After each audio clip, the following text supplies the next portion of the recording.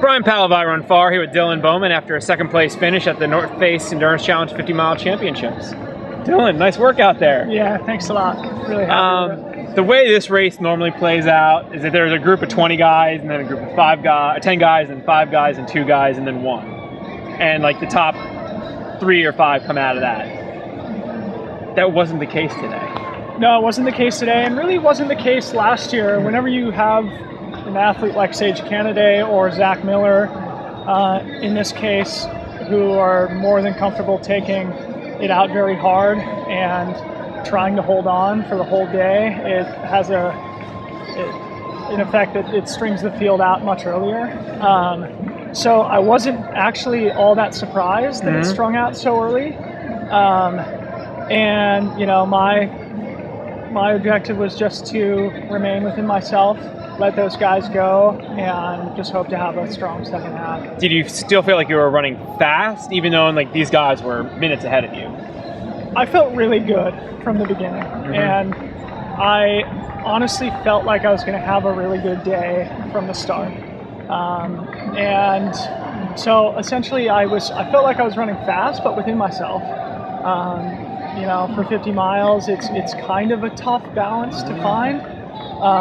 But obviously I know the course really well, having done the last 4 years and living on the trails. So, you know, I think I came in with a good strategy, and I mean, the race went pretty much perfectly for me. Now, when during the race did you know or think pretty securely, like, I'm getting podium? Well, so I came into Stinson in 6th, and I was told I was 3.5 minutes down on the group that included like Max, Tyler Siegel, Ryan Bach, and Jorge.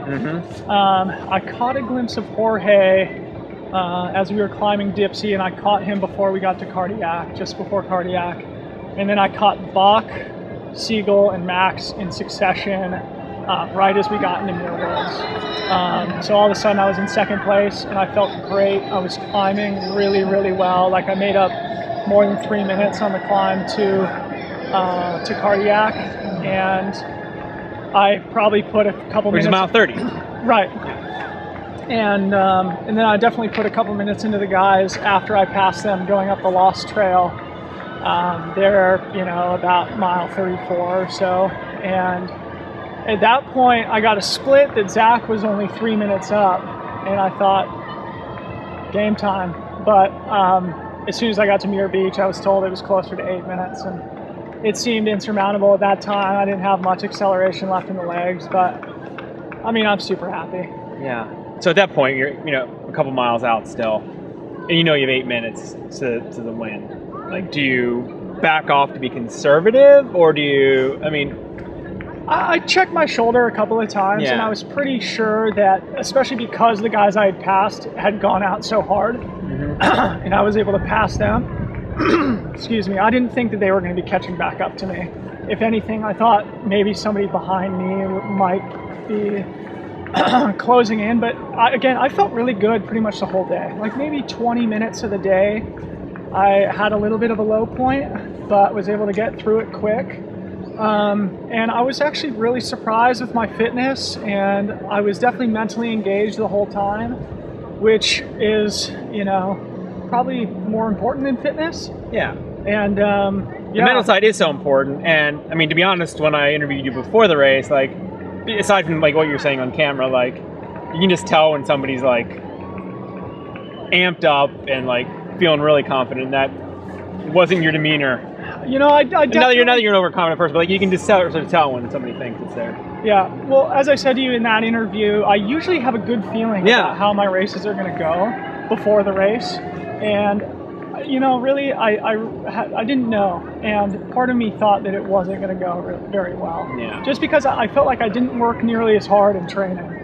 But, you know, it turns out that was actually a really good thing, to not work as hard in training and show up a bit more fresh, a bit more mentally engaged, and, you know, still riding some fitness that I've been able to carry from the huge training that I did earlier in the year. But like I said, early in the race, I felt good. Like I felt like I had the energy, I had the legs, And at that point, it was a matter of just racing smart, and that meant not trying to hang on with Zach's group, and it paid off. Well, it definitely did pay off. $4,000 worth. Not a bad day. Well, that wraps up this season. Do you have anything you're dreaming about for next year? Is there something that just... Right now it's still very much up in the air.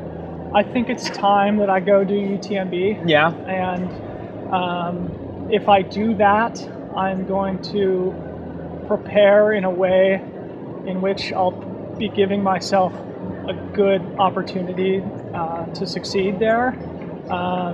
And I can't really do that from here in Mill Valley. So if I do that, I'll probably go to Colorado for most of the summer and train. I have a lot of sort of like weddings and things next year that are taking up a lot of the calendar. And I really want to sort of put all my eggs in that basket. I'll do other races, but that's going to be the focus if indeed it ends up on the calendar. Yeah. So right now that's the plan, but still very much up in the air. We'll look forward to seeing you out on the trails again next year. Congratulations on your second place. Thanks.